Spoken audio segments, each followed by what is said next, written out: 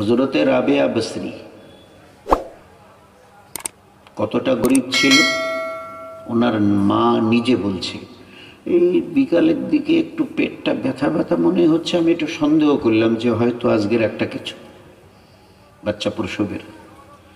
তো আমার স্বামীকে বললাম যে শরীরটা একটু কেমন মনে হচ্ছে, তো একটু হয়তো হতে পারে যদি রাত্রিবেলা গিয়ে বাচ্চা প্রসব করতে হয়, তো তুমি দেখো না একটু তেলের ব্যবস্থা করতে, বাতি জ্বালানোর জন্য কুপি কেরোসিন তেল, একটু দেখো না তেলের ব্যবস্থা করতে পারো কিনা।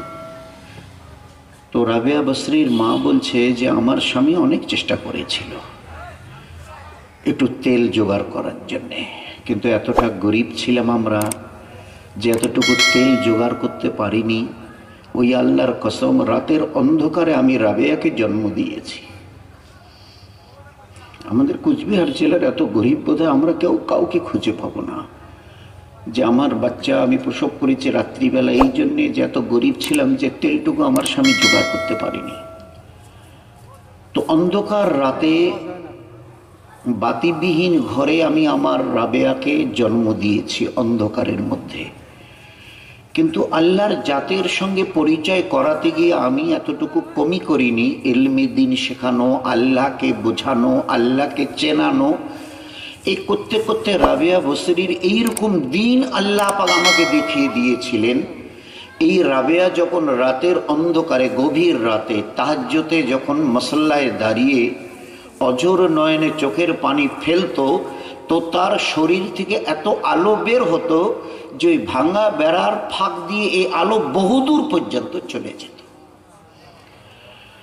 জন্ম নিয়েছে রাতের অন্ধকারে, ইবাদত জীবনটাকে এত আলোকিত করেছে, পাড়া প্রতিবেশীর লোক বলতো হ্যাঁ রে রাবেয়ার ওর মা গরিব, বাবা আগে মারা গেছে, তো রাত সারা রাত বাতি জ্বালানোর মতো তেল কোথায় পায়, আর এরা করেই বাকি।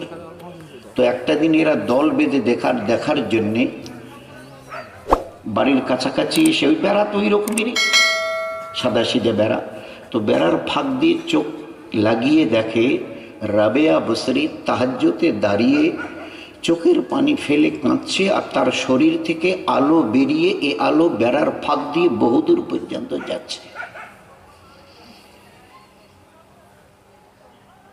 একজন আল্লাহওয়ালা দিনদার, ওই দিনদার হলে যা হয়, দিনদার হলে দিনদার হলে যা হয়, একটু খালি চেষ্টা, কিচ্ছু না।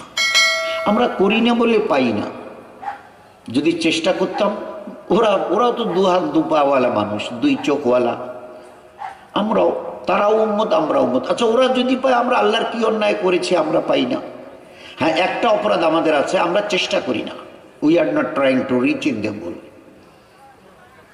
পাওয়ার জন্যে, দিনদার হবার জন্যে, খাঁটি মুসলমান হবার জন্যে চেষ্টার বড় ত্রুটি রয়ে গেছে, ফাঁক ফোকর রয়ে গেছে। নয়তো আল্লাহর ওয়াদায় কখনো হেরফের হবে না, আমি কসম দিয়ে বলছি। ইন্না ওয়াদাল্লাহুল হাক্কুন, তোমাদের আল্লাহর ওয়াদা বড় একদম সচ্চা, এক চুল কম বেশি হবে না, শুনে রাখবা। যখন কোনো মুসিবতে পড়ো, কোনো পেটাই শুরু হয়, বিভিন্ন লাইনের যখন ঝড়ঝাপটা আসে, তো এই মুসলমান আপনি আমি আমরা দুহাত তুলে আকাশের দিকে তাকিয়ে বলি, এ আল্লাহ তোর মদত কই, এ আল্লাহ তোর হেফাজত কই, এ আল্লাহ আমাদের চামড়া নিতে চাইছে, তোর এ আল্লাহ সাহায্য কই। আসমান থেকে আল্লাহ বলে, এ আমার হাবিবের উম্মত, আমি যে ইবাদতের কথা বলেছিলাম সেই ইবাদত তোমাদের কাছে কই?